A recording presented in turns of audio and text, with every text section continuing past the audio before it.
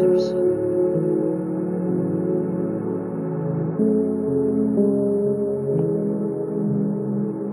So as you combine them, it will only show words instead of images. But also you can put emojis to make it recognizable.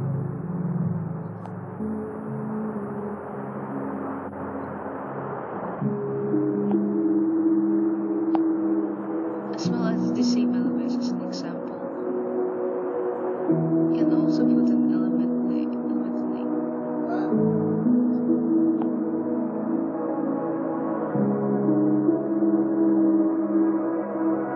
I used main activity for the instructions, splash kids for the